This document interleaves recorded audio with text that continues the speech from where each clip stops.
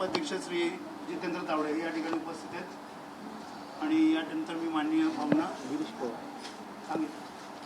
विनंती करतो की त्यांनी महाराष्ट्र बॉक्सिंग असोसिएशनच्या आजच्या पत्रकार परिषदेस उपस्थित बॉक्सिंगमध्ये ज्यांनी अनन्यसाधारण असं योगदान दिलं किंवा महाराष्ट्रातलं बॉक्सिंग ज्यांच्या नावाने ओळखलं जातं ते जय कवळी, कार्याध्यक्ष विठ्ठल लोखंडकर, सन्माननीय भारतकुमार राऊत, सेक्रेटरी मनोज पिंगळे, शैलेश ठाकूर, सर्व सन्माननीय मान्यवर, उपस्थित पत्रकार बंधूंनो,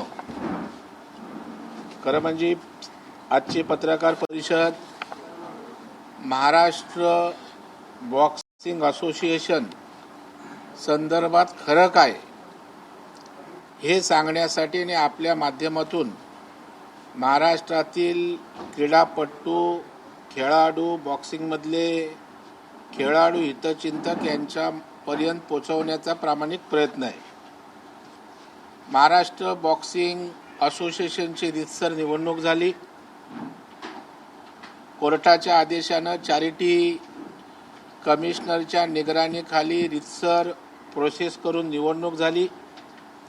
त्या निवडणुकीमध्ये जय कवळींनी माझ्या नेतृत्वाखाली पॅनल निवडून आलं आणि त्यानंतर अध्यक्षपदी मी त्या ठिकाणी विराजमान झालो. आमचे पदाधिकारी निवड झाली आणि याचे काही सिक्वेन्स मी आपल्यासमोर ठेवतोय, कारण मी काल आज बातम्या वाचल्या की नवीन फेडरेशन झालं, नवीन फेडरेशनची अध्यक्ष झाला. मी बोललो फेडरेशन कधी आलं, निवडणूक कधी झाली आणि नेमणूक कधी झाली.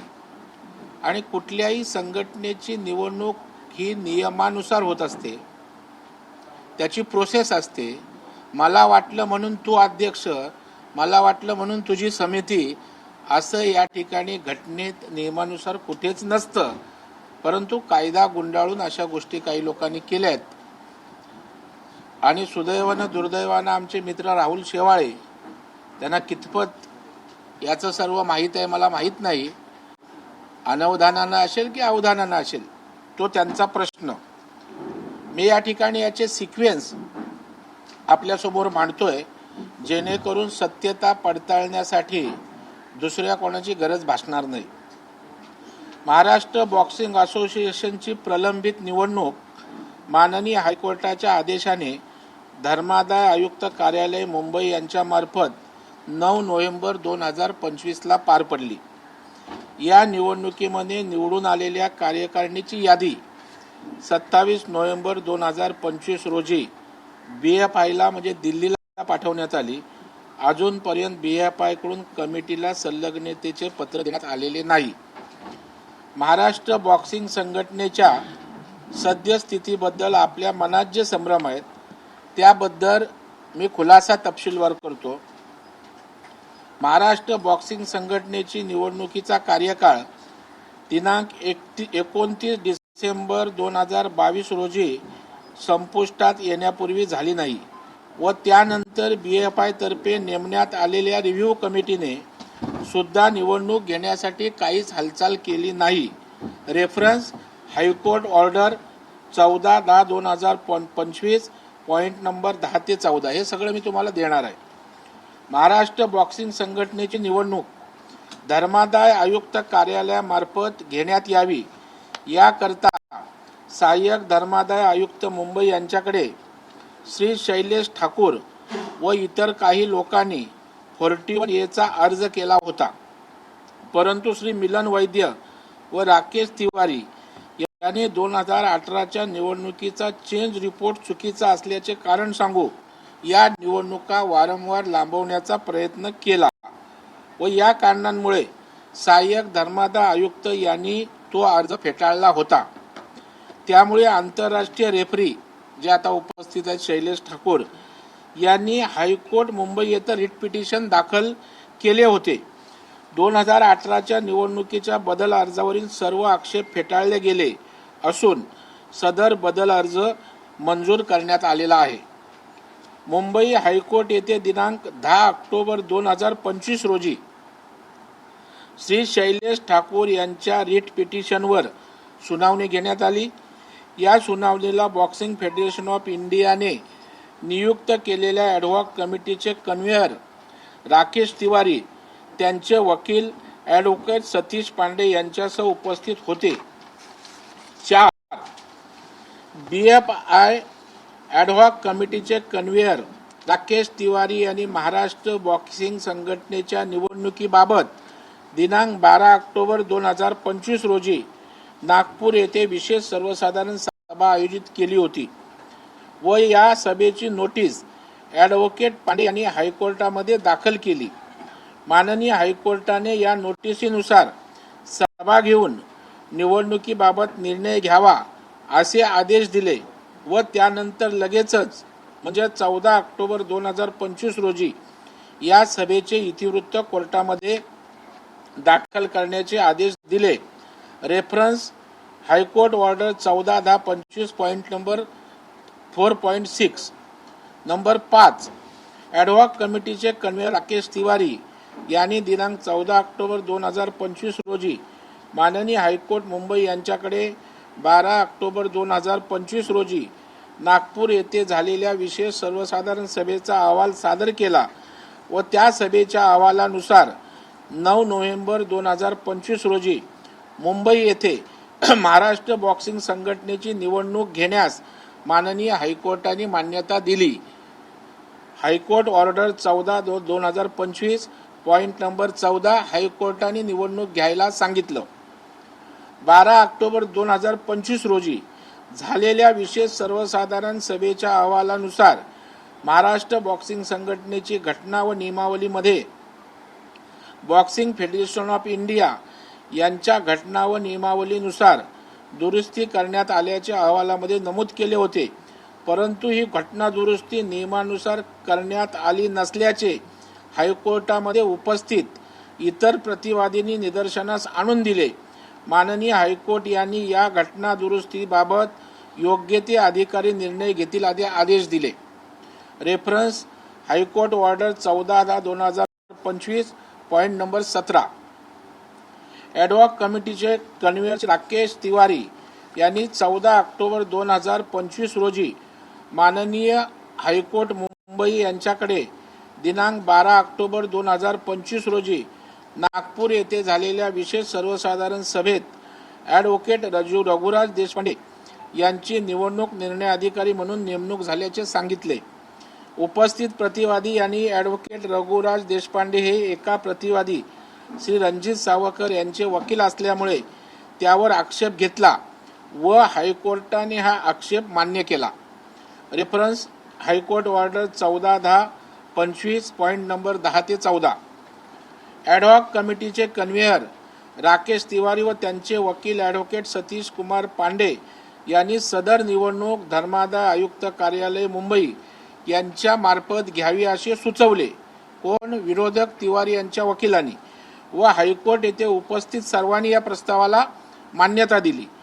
त्यामुळे धर्मादाय आयुक्त कार्यालय मुंबई यांच्या मार्फत महाराष्ट्र बॉक्सिंग संघटनेची निवडणूक 9 नोव्हेंबर 2025 रोजी घेण्यात यावी असे आदेश माननीय मुंबई हायकोर्टाने दिले।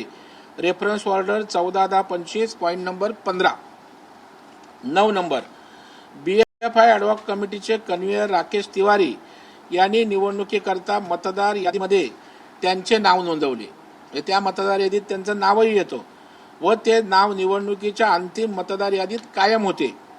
संदर्भ निवडणूक निर्णय अधिकारी उपधर्मादाय आयुक्त मुंबई यांनी दिनांक 4 व 5 नोव्हेंबर 2025 रोजी प्रसिद्ध केलेली मतदार यादी। BFI ॲडव्हॉक कमिटीचे कन्व्हेयर राकेश तिवारी व सदस्य कॅप्टन गोपाल देवांग यांनी निवडणुकीच्या वेगवेगळ्या पदांकरता उमेदवारी अर्ज देखील भरले होते, या निवडणुकीत प्रक्रियेत आले होते। संदर्भ निवडणूक निर्णय अधिकारी उपधर्मादाय आयुक्त मुंबई यांनी दिनांक 6 व 7 नोव्हेंबर रोजी प्रसिद्ध केलेली उमेदवारांची यादी तसेच त्यानंतर निवडणुकीच्या मतदान पत्रिकेवर सुद्धा त्यांची नावे आहेत। दिनांक 9 नोव्हेंबर 2025 रोजी शासकीय इतमामामध्ये सस्मिरा बिल्डिंग वरळी मुंबई येथे मतदान प्रक्रिया निर्धारित वेळेमध्ये पार पडली त्यानंतर मतमोजणी झाल्यावर माननीय निवडणूक निर्णय अधिकारी उपधर्मादाय आयुक्त मुंबई यांनी निवडणुकीचे निकाल जाहीर केले. संदर्भ निवडणूक निर्णय अधिकारी उपधर्मादाय आयुक्त मुंबई यांनी प्रसिद्ध केलेला सविस्तर निकाल, या सगळ्या गोष्टी मी तुम्हाला देतोय. माननीय उपधर्मादाय आयुक्त मुंबई यांच्या निवडणूक प्रक्रियेला निवडणुकीतील पराभूत उमेदवार श्री राकेश तिवारी यांनी माननीय हायकोर्ट मुंबई येथे याचिका दाखल केली आहे. या निवडणुकीतील अध्यक्षपदाचे पराभूत उमेदवार रणजित सावरकर व मिलन वैद्य यांनी उपधर्मादाय आयुक्त यांच्याकडे महाराष्ट्र बॉक्सिंग असोसिएशनच्या बदल अर्जावर आक्षेप दाखल केले आहेत. मूळ MBAचे कायदेशीर अस्तित्व असताना सुद्धा नव्याने कंपनी ॲक्टनुसार स्थापन करण्यात आलेल्या बेकायदेशीर MBAला कोणत्याही प्रकारच्या मीटिंगची मान्यता न घेता बेकायदेशीरपणे संलग्नता बहाल केले. BFIने या सर्व बाबींचा विचार केल्यास BFIने व कंपनी ॲक्टनुसार स्थापन केलेल्या MBAने माननीय उच्च न्यायालयाच्या आदेशाचा अवमान केला आहे, कंटेम्प्ट ऑफ कोर्ट झाले. उच्च न्यायालय व महाराष्ट्र शासनाच्या धर्मादाय आयुक्तांनी मान्यता दिलेली अशी ही 100 वर्ष जुनी महाराष्ट्र बॉक्सिंग संघटना आहे. नागपूर येथे हिवाळी अधिवेशनामध्ये महाराष्ट्र बॉक्सिंग श्री प्रवीण दरेकर यांनी म्हणजे मी स्वतः लक्षवेधी मांडली होती व नुकत्याच झालेल्या अधिवेशनात सुद्धा पॉइंट ऑफ इन्फॉर्मेशनद्वारे निवेदन देण्यात आले असून विधान परिषदेच्या सभापतींनी क्रीडा मंत्र्यांना स्पष्टीकरण चौकशी करण्याचे आदेशही दिलेले आहेत. वरील सर्व बाबी संदर्भात BFIने executive director colonel Arun Malik यांना या ठिकाणी आमचे जय कौली वगैरे 3 जानेवारी 2024 रोजी गुडगाव हरियाणा येथे प्रत्यक्ष भेटून सविस्तर चर्चा केली व त्यांना ही निवडणूक प्रक्रिया पूर्णपणे BFIने नियुक्त केलेल्या ॲडव्हॉक कमिटीच्याच पुढाकाराने घेण्यात आली होती हे लक्षात आणून दिले. हे सर्व घटनाक्रमावरून आपल्या लक्षात येईल की इतकी वर्ष केवळ स्वतःच्या आसुरी हव्यासापोटी BFIला खोटे चित्र दाखवून कोण महाराष्ट्रातील सर्व बॉक्सर व कोचेस यांच्या आयुष्याशी खेळत आहे याचा विचार होणं अत्यंत आवश्यक आहे. या ठिकाणी या संदर्भातले आपण बघाल की स्पोर्ट्सचा जो त्या ठिकाणचा कायदा नियमावली आहे त्याची कॉपी या ठिकाणी तुम्हाला देतो. त्याचबरोबर निवडणूक झाली त्या निवडून आलेल्यांचा निकाल जो चॅरिटी कमिशनरने दिला त्याची कॉपी तुम्हाला देतो. या संदर्भात क्रीडा मंत्री मुख्यमंत्र्यांना चौकशी करून मान्यता कोण आहे बोगस कोण आहे स्पष्ट करावं आणि कारवाईचे आदेश द्या हे पत्र दिलेलं आहे. माझी निवड झाल्यानंतर या ठिकाणी आपण बघाल सगळ्या वर्तमानपत्रांमध्ये निवडीचे फोटो आलेत. मुख्यमंत्र्यांना आम्ही भेटलो. मुख्यमंत्री तर काय बोगस लोकांना भेटत नाहीत कारण बोगस लोकांना उभंही करत नाहीत तुम्हाला माहीत आहे. त्याच्यामुळे मुख्यमंत्र्यांनी आमचं स्वागत केलं पुष्पगुच्छ देऊन.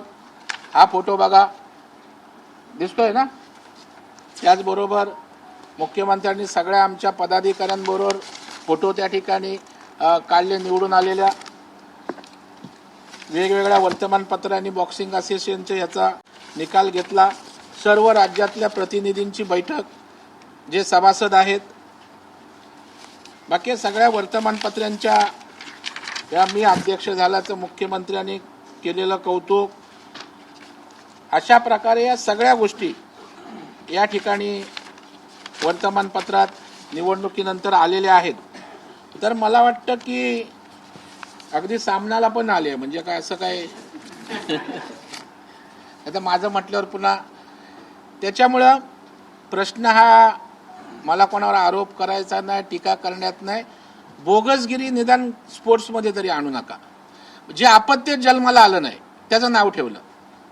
आता निवडणूक व्हायला लागते ना अध्यक्ष व्हायला मग निवडणुकीचा प्रोग्राम लावला का निवडणूक कशाच्या आधारे घेतली ती कंपनी मान्यता प्राप्त आहे का आणि जर कोर्टात त्या ठिकाणी याचिका प्रलंबित आहे कोर्टामध्ये रितसर प्रोग्राम बनवून ही निवडणूक घेतली कमिशनरच्या अखत्यारीखाली जसं शूटिंग आहे त्याचा निकाल जाहीर केला आणि कुठला दुसरी परत संघटना आली. मला वाटतं निवडणुकीमध्ये जिंकता आलं नाही तर हा रडीचा डाव अशा प्रकारे या ठिकाणी सुरू आहे. निवडणूक कोर्टाच्या आदेशाने झाली, चॅरिटी कमिशनरने घेतली. त्यानंतर बुलढाण्याला या नवीन महाराष्ट्र बॉक्सिंग असोसिएशनने राज्यस्तरीय स्पर्धा घेतल्या, ज्याचं यजमानपद आमच्या विठ्ठलराव लोखंडकरांनी केलं. राज्याचे क्रीडा मंत्री स्वतः उपस्थित होते. त्यांनी या ठिकाणी कौतुक केलं, त्याचं अभिनंदन केलं आणि हीच संघटना अधिकृत आहे, आपण सरकार म्हणून ताकद देऊ त्या ठिकाणी सांगितलं.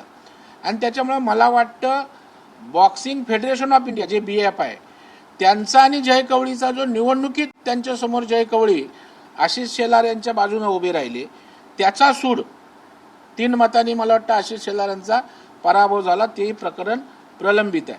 बरं, हे BF आहे पण रजिस्टर्ड कुणी केलं? जय कवळीने केलं, दादरला केलं. त्याचाही निर्माता जय कवळी आहे. फक्त निवडणुकीत ते अजय सिंग नावाचे केंद्रीय जे BFIचे अध्यक्ष आहेत त्यांच्या विरोधात निवडणूक लढवली आणि महाराष्ट्र त्यावेळेला स्वाभाविकपणे आशिष शेलार असल्यामुळे आशिष शेलारांच्या बाजूने उभा राहिला आणि त्याच्यामुळे ती दुश्मनी त्या ठिकाणी आमचं ऐकलं नाही, आमच्या विरोधात काम केलं, त्याचा हा सगळा परिणाम आहे. आणि त्याच्यामुळे निवडून आलेल्या आमच्या बॉक्सिंग फेडरेशनला सुद्धा केंद्रात मान्यता दिली नाही. आम्ही केंद्रीय क्रीडा राज्यमंत्री रक्षाताई खडसेंना भेटलो. त्यांनी त्या ठिकाणी त्यानंतर मनसुखभाई मांडवीय जे स्पोर्ट्स मिनिस्टर आहे त्यांनी त्यांचे कारनामे मला सांगितले. बोलो तुमची बाजू योग्य आहे, तुम्हाला त्या ठिकाणी ॲपिलेशन देऊ नाहीतर कारवाई करू. त्याच्यामुळं हा सगळा बोगस एका दिवसात अध्यक्ष झाला, एका दिवसात कमिटी झाली. अशी जादू आहे काय कुठली? आता पत्रकार संघाचा अध्यक्ष करायचा, मी लिहून देईन का गिरीश गायकवाड यांचे पत्रकार संघाच्या अध्यक्षपदी? त्याच्यासाठी निवडणूक व्हावी लागते, कमिटी यावी लागते. कमिटी आल्यावर पदाधिकाऱ्यांची प्रोसेस आहे ना. जे मुलत जन्माला आलं ना त्याचं नामकरण केलं. त्याच्यामुळे मला वाटतं हा फ्रॉड आहे. या संदर्भात आम्ही FIR दाखल करण्याबाबत त्या ठिकाणी भूमिका घेणार आहोत. आज sports code of conduct sports आणते याच्यासाठीच की 10 अनधिकृत संघटना येतात. आज मागे आम्ही राज्य बॉक्सिंग असोसिएशनच्या वतीनं आम्ही स्पर्धा घेत होतो. ऑलिम्पिकला पाठवण्यासाठी ऑल इंडियाचं ॲफिलिएशन लागतं. ऑल इंडिया आम्हाला ॲफिलिएशन देत नाही. सूड भावनेने महाराष्ट्रातल्या मुलांनी पुढे जायचं नाही का? आणि बोगस कंपनी रजिस्टर करणार, त्याला तुम्ही ॲफिलिएशन देणार आणि या सगळ्या गोष्टीचा पर्दाफाश करणार आहे. मला त्या अध्यक्षपदाचं कौतुक नाही. या सर्व मंडळी त्या क्षेत्रात काम करतात. बॉक्सिंग असोसिएशनमध्ये महाराष्ट्रातली मुलं मुली आल्या पाहिजेत या भावनेतनं मी काहीतरी करू शकतो. या भावनेत तेवढ्यापुरता माझा रस आहे. पण ह्यांचं दुकान आणि ज्या काही दुनियादारी ह्याच विषयावर चालत होत्या आणि त्याच्यामुळे मला वाटतं क्रीडासारख्या क्षेत्रात तरी अशा प्रकारचं दळभद्री राजकारण कोणी आणू नये. रितसर झालेले बरं निवडणुकीचे फॉर्म भरले, उमेदवाऱ्या केल्या, याचा अर्थ त्या निवडणुकीमधले हे सहभागी लोक होतीत ना. त्याच्यामुळे मला वाटतं का पूर्णपणे बोगस दुसरं फेडरेशन ते स्थापन झालेलं आहे. बोगस प्रकारे अध्यक्षाची नियुक्ती आहे, ज्याला कुठलाही कायदेशीर आधार नाही. कंटेम ऑफ कोर्ट झालंय, कारण कोर्टाच्या आदेशाने निवडणूक झाले. कोर्टामध्ये याचिका विरोधकांची प्रलंबित आहे. अशा वेळेला अशा प्रकारचं कृत्य करणं हा त्या ठिकाणी कोर्टाचा सुद्धा अवमान आहे. आणि या संदर्भात त्या फोरमवर आम्ही त्या ठिकाणी कारवाईची मागणी करणार आहोत आणि संबंधितांवर त्या ठिकाणी योग्य कारवाई संदर्भात सांगणार आहोत.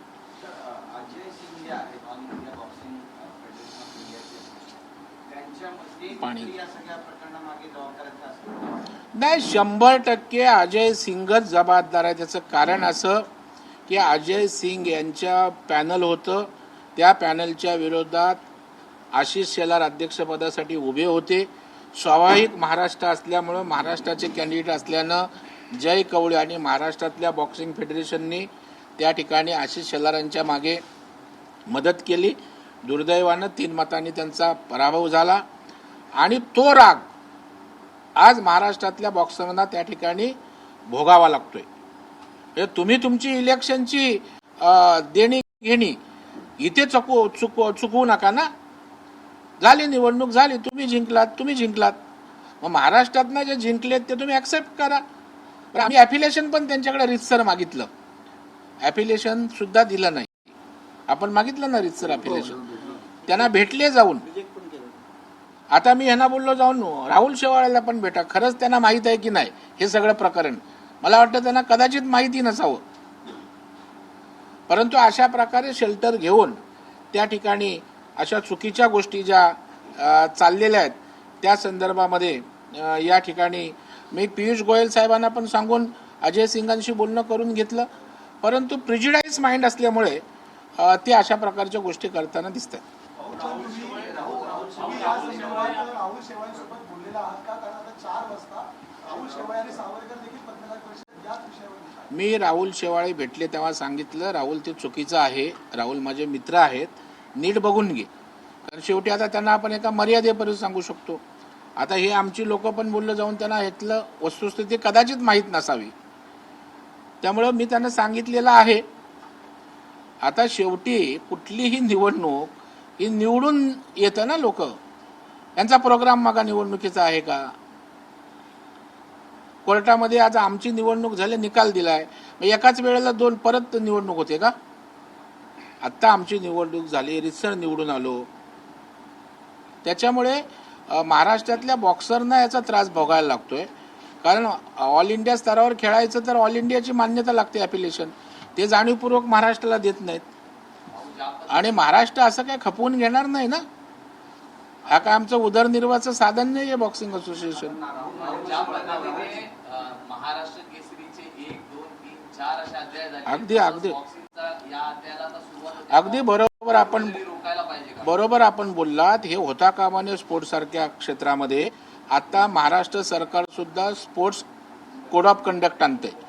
या अशा गोष्टी होऊ नयेत याकरता शासन पण कोड ऑफ कंडक्ट आणते. त्याच्यामुळे भविष्यात हे होणार नाहीये आणि म्हणून हे असं होऊ नये यासाठीच आमचा अट्टास आहे. हे काय तिथे काय कुठला आर्थिक व्यवहार नाही, ते आम्हाला काय मिळवायचं नाही.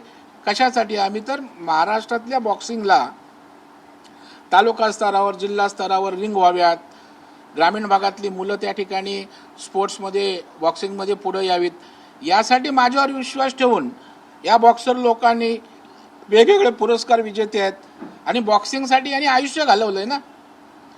त्यांनी जर माझी निवड केली तर त्या ठिकाणी बॉक्सिंगला चांगले वैभवाचे दिवस आणायचा माझ्या डोक्यात त्या ठिकाणी आहे आणि ते मी करणार आहे. अशा वेळेला हे त्याला मध्ये अडथळा आणण्याचा प्रयत्न आहे.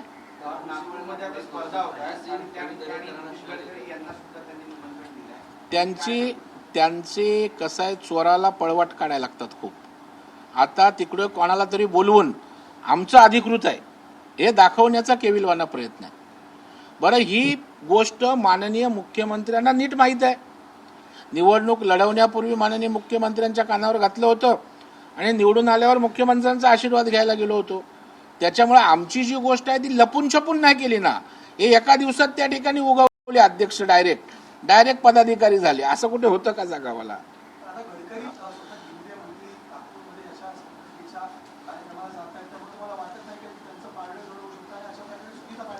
बघ, आता गडकरी साहेबांना माहीत नसेल तर तुम्ही मला कार्यक्रमाला कोणाच्या बोलवलात, मी तुमच्या मैत्री खातर येणार ना. आता जर त्यांनी कार्यक्रमाला सांगितलं चुकीचा कार्यक्रम आहे आणि जर मी कन्व्हिन्स झालो तर जाणार नाही तुम्ही सांगितलेला. त्या गडकरी साहेबांना आम्ही फॅक्ट सांगू, त्यावर ते मोठे नेते आहेत ना, ते ठरवतील योग्य अयोग्य काय ते. आणि त्यांचा उद्देशच तो आहे, मोठ्या कोणाला तरी आणून आम्हाला पाठबळ आहे दाखवण्याचा प्रयत्न आहे. पण त्यामुळे वस्तुस्थिती मरत नाही ना. हे जे तुम्हाला मी सगळी प्रक्रिया सांगितली ती तर चुकीची नाही ना. आणि आपली कुठलीही गोष्ट संविधानानं, कायद्यानुसार, नियमानुसार चालते ना.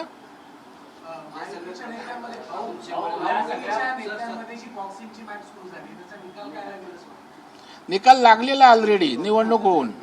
आता ही नुरा आहे, सगळे हे बोगसगिरी आहे, हे बोगस काम चालू आहे सगळं. ऑलरेडी निकाल लागलेला आहे.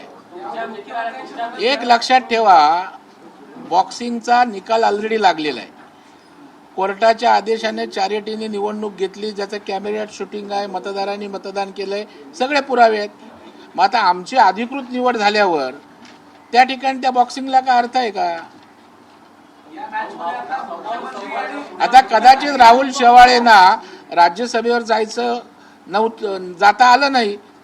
मग त्यांना वाटलं महाराष्ट्र बॉक्सिंग असोसिएशन आहे तर चला त्यानिमित्तानं तरी दिल्लीत BFI शी संबंध साधता येईल. मग दिल्लीतलं त्यांचं जाये कायला करायला बरी राहील.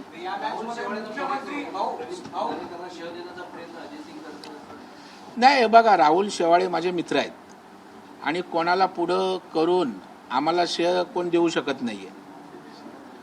आम्ही कुठलीही गोष्ट विचारांती करतो, प्रामाणिकपणे करतो. मी ज्या क्षेत्रात आलोय ते बॉक्सर लोकांना, त्या संघटनेत काम केलेल्या लोकांना त्या ठिकाणी मी हवा होतो म्हणून आलेलो आहे. आणि श्रेय मी देऊन असे काय दिल्ली थोडे आम्हाला इकडे श्रेय देऊन हे करणार आहे. मुख्यमंत्री आणि उपमुख्यमंत्री दोन्ही नेत्यांना तुम्ही यामध्ये मध्यस्थी करण्याचे रेफरी म्हणून बोलवणार आहे. कारण महायुतीचे दोन प्रमुख नेते आहात तुम्ही आणि नाही, आता माननीय देवेंद्र फडणवीस साहेबांना हा विषय माहीत आहे. कारण दोन्ही बाजू त्यांच्याकडे दोन्ही गट गेले होते, त्यामुळे वस्तुस्थिती काय त्यांना नीट माहीत नाही.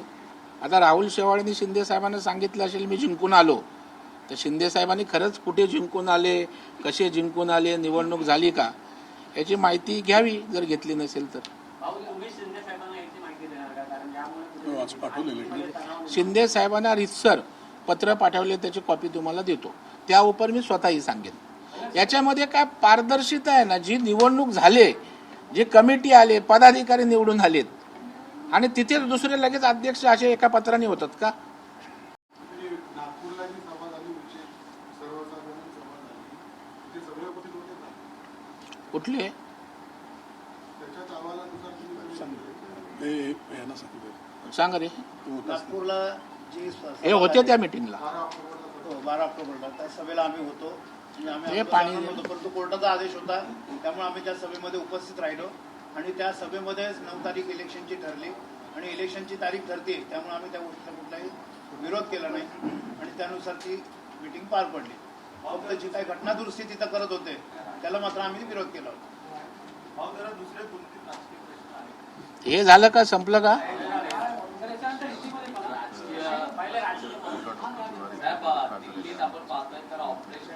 दुसरं, राकेश तिवारी जे आहेत त्यांच्या संदर्भात त्यांनी बोगस सर्टिफिकेट दिलेत. एकाच कपाटात स्टॅम्प, एकाच कपाटात सर्टिफिकेट असे अनेक लोकांनी दिलेत. या संदर्भामध्ये विधिमंडळात मागणी केले, चौकशीचे आदेश त्या ठिकाणी दिलेले आहेत. त्याच्यामुळे हा बोगस डॉक्टर, बोगस सर्टिफिकेट देणारा माणूसच बोगस फेडरेशन करू शकतो, बोगस अध्यक्ष करू शकतो. आणि त्यांच्यावर योग्य ती कारवाईसाठी मी स्वतः पुढाकार घेऊन करणार आहे. 5% कोटा स्पोर्ट्सला असतो का? याच्यामध्ये 5% कोटा हा स्पोर्ट्सला असतो. आज महाराष्ट्रातली मुलं मुली या वादामुळे आज त्या स्पोर्ट्स कोट्यात नोकरीला सुद्धा मुकणार आहेत. त्याच्यामुळे हा खेळ गटातटाच्या पेक्षा महाराष्ट्रातल्या मुलांचं भविष्य, बॉक्सिंग खेळणाऱ्यांचं याच्याशी निगडीत आहे. नाही, राहुल शेवाळेंनी वस्तुस्थिती समजून घ्यावी, कायदेशीर बाजू समजून घ्याव्या, झालेली निवडणूक योग्य आहे नाही समजून घ्यावं. आणि ते आता खासदार राहिलेले आहेत, मोठे नेते आहेत, त्याच्यामुळेच नीट माहिती घेऊन त्यांना जे काय पुढे जायचं आहे त्यांनी जावं. इलेक्शनच्या बाबतीत बोलू मी. नाही, लढणारच आहे ना.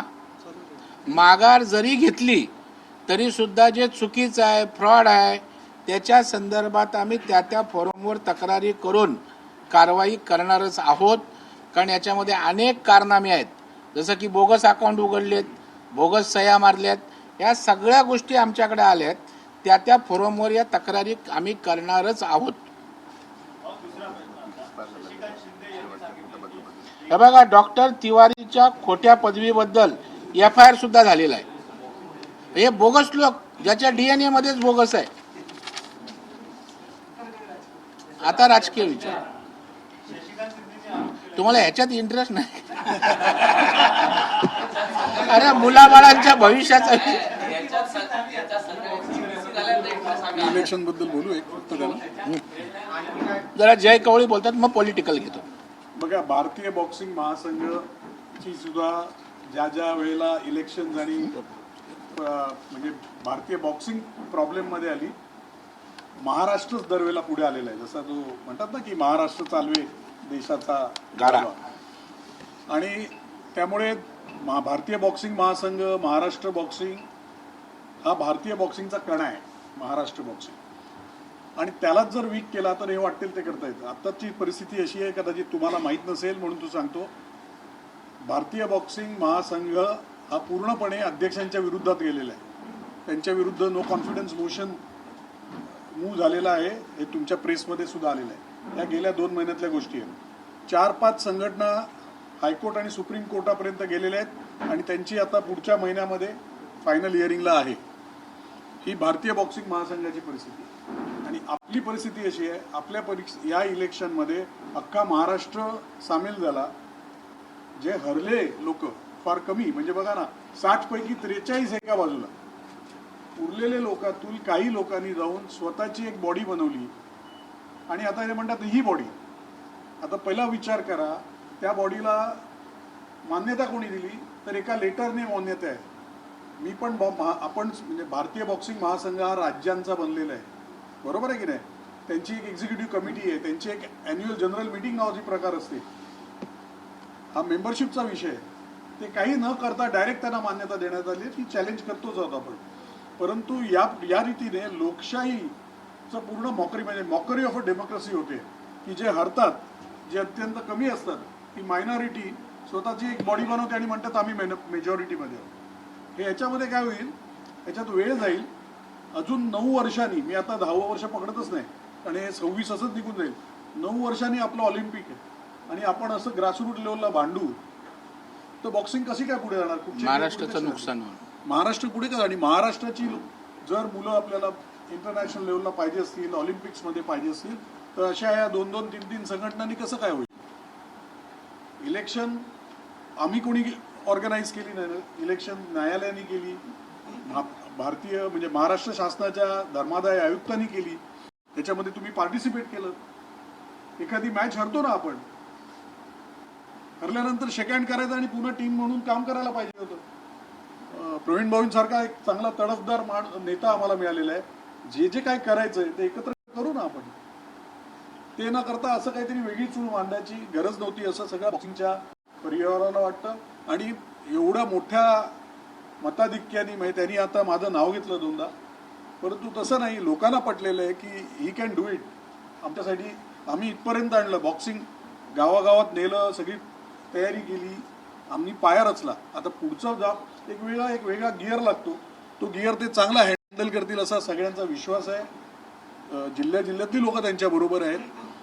प्रत्येक जिल्ह्यामध्ये एखाद दुसरा कोणतरी नाराज असतो, अशांना घेऊन संघटना बांधणं आणि नवीन संघटना बनवणं हाच कार्यक्रम त्यांनी केलेला आहे. तर मला वाटतं हे बॉक्सिंगसाठी, महाराष्ट्रासाठी अत्यंत दुर्भाग्यपूर्ण असं ही डेव्हलपमेंट आहे. नॅशनल डेव्हलपमेंट आता बरेच आरोप प्रत्यारोप होऊ शकतात. रणजित सावरकर पण राहुल शेवाळ्यांसोबत आहे, ते सुद्धा आरोप करू शकतात की हेच का तुमचं सावरकरांचं प्रेम आणि अशा पद्धतीने. नाही, हा विषय त्या लेवलला आपण नेऊ नका.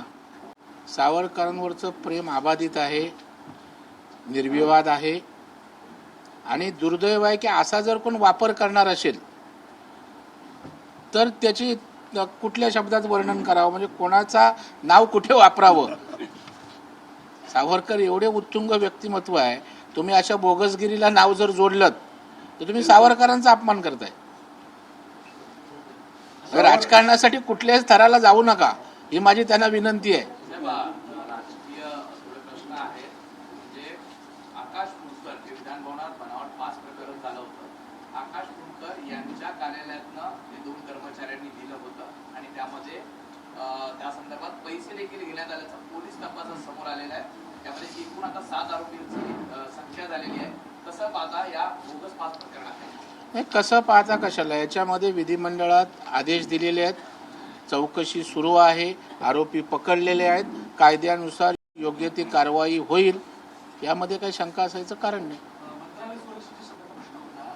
डिजी प्रवेश हे नवीन संकल्पना आणली होती मुख्यमंत्र्यांनी, परंतु त्यामधून जे प्रवेश दिले जातात ते जे कार्डद्वारे दिले जातात, त्यातले 10,000 कार्ड, एंट्री कार्ड हे गाढ झाल्याची माहिती आहे. तसं म्हणजे एकंदर सुरक्षा आणि या सगळ्या गोष्टी महत्त्वाचं म्हणजे नाही, मला वाटतं विधिमंडळात अधिवेशनादरम्यान झालेली गोष्ट, डीजी पासची झालेली गोष्ट हे राज्य सरकारनं गांभीर्यानं घेतले. आणि जेव्हा डिजिटलायझेशन होतं तेव्हा आपणही सहकार्य त्या ठिकाणी केलं पाहिजे. कारण या नव्या यंत्रणा, नव्या व्यवस्था जेव्हा येतात त्या जर आपण त्याला सपोर्ट केला नाही तर अडचण निर्माण होते. त्याच्यामुळे नेलेले पास जमा करणं हे त्याची जबाबदारी नेणाऱ्याची आहे आणि जर अशा प्रकारे जे केले नाहीत ते शोधून त्या ठिकाणी काढलं जाईल. शशिकांत शिंदे आहेत ते आरोप करतात की 71 लाख लाडक्या बहिणी आहेत त्या अपात्र केलेल्या आहेत. जनतेचा पैसा फक्त यांनी निवडणुकीसाठी वापरलेला आहे. कसं बघताय? कोण बोलतंय? शशिकांत शिंदे. नाही, मला वाटतंय बघा, जे अपात्र असतील शेवटी हा पैसा कराच्या माध्यमातून टॅक्स पेअरचा लोकांचा पैसा आहे आणि जर जे त्याला लागू नये ती लोक त्याचा लाभ घेत असतील तर चुकीचं आहे ना. आता इन्कम टॅक्स भरणारे लाख लाख रुपये पगार घेणाऱ्यांची नावं जर चुकून आली असतील आणि जर ती त्या ठिकाणी वगळली असतील तर त्या ठिकाणी चुकीचं आहे का ते? हा, आता जे लाभ घेण्यात योग्य आहेत परंतु त्यांना अपात्र दाखवलंय तर असं होणार नाही. अशा केसेस असतील तर आमच्याकडे आणा, त्या सगळ्यांना लाभ द्यायला लावू. परंतु राजकारणासाठी शशिकांत शिंदे अशा प्रकारचं राजकारण करणं योग्य नाही. ते प्रदेशाध्यक्ष आहेत, जरा फिरावं महाराष्ट्रात, पक्ष वाढवावा. अशा प्रकारचा रडीचा डाव खेळून काय हाताच लागणार नाही.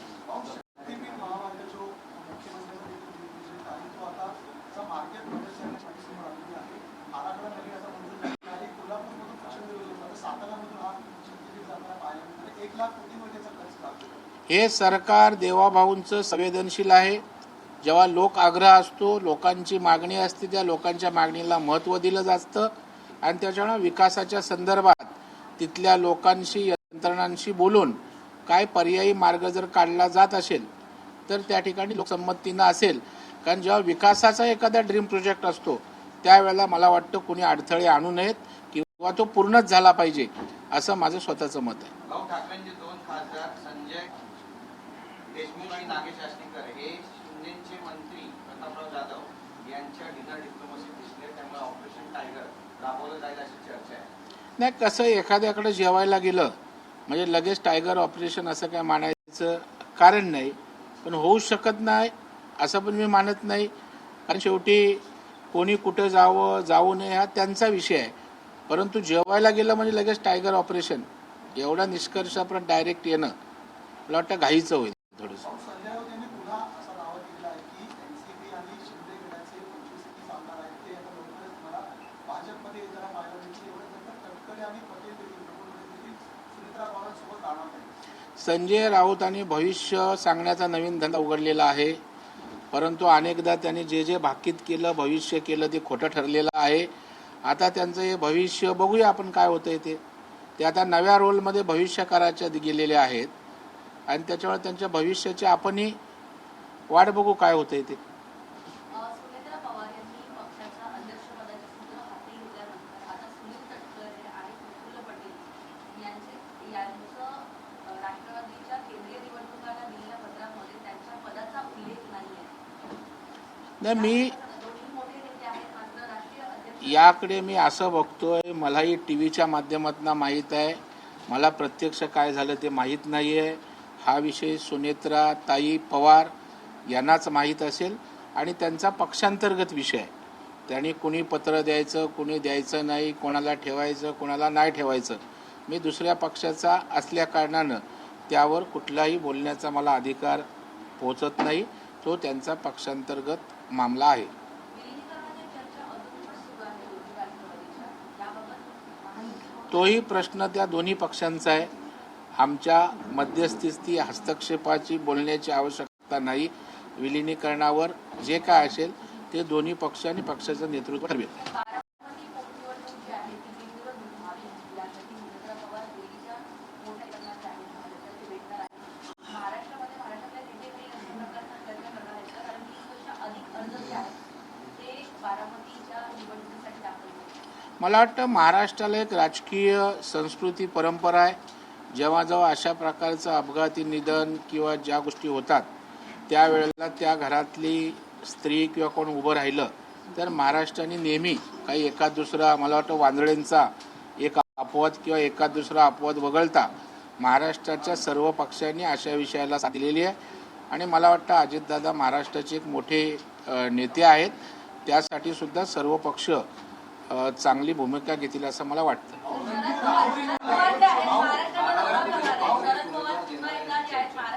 आता काँग्रेस उमेदवार देणार आहे तशी चर्चा आहे, त्यावर मी काय सांगणार?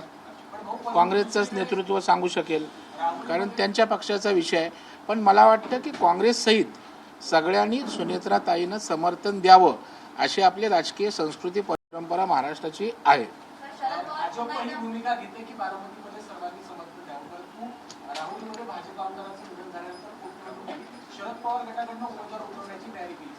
नाही, मला वाटतं एकमेकांच्या तंगड्यात तंगडी घालून राजकीय स्वार्थ साधण्यापेक्षा मला वाटतं महाराष्ट्राची जी राजकीय संस्कृती परंपरा आहे ती सर्व पक्षांनी जपण्याची आवश्यकता आहे, मग बारामती असो किंवा राहुरी असो. मिठी नदीची जी मागणी आहे की आज माझी महापौर किशोरी पेडणेकर यांचं त्यांचं म्हणणं आहे की मार्चमध्ये आम्ही असताना आपल्याला मागणी करायची. आता एप्रिल उजाडलेला आहे, 12 दिवसांचा विलंब झालेला आहे. आम्ही आम्ही सगळं म्हणणार. आणि दुसरी महत्त्वाची गोष्ट, दोनच कंत्राटदारांना 2 ते 3 कामं देण्यात आलेली आहेत. म्हणजे दिसायला तरी 4 कंत्राटदार प्रत्यक्षात 2च कंत्राटदार काम करतात. वराती मागून घोडे नाचवण्याचा किशोरीताई पेडणेकरांचा प्रयत्न आहे. किशोरीताई आपण महापौर होतात मुंबईच्या, आदित्य ठाकरे पालकमंत्री होते, तेव्हा कंत्राटांचं काय झालं, तेव्हा पाहणीचं काय झालं. जरा धीर धरा, आत्ताच आमची सत्ता बसलेली आहे, त्याच्यामुळे काम करू द्या, चांगल्या कामाला सपोर्ट करा. आपण जर चांगलं काम केलं असतं तर आता पाणी करायची पण वेळ आली नसती आणि लोकांनी तुम्हाला पाणीही पाजलं नसतं.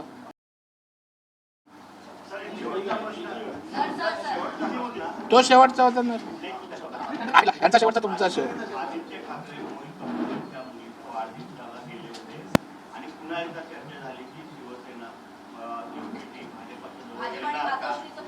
आता मगाशी मी सांगितलं कोण कोणाकडे जेवायला गेला म्हणजे टायगर ऑपरेशन. आता कुणाच्या कार्यक्रमाला गेला की लगेच, मला वाटतं एवढा कमकुवत संदर्भ लावणं योग्य नाही.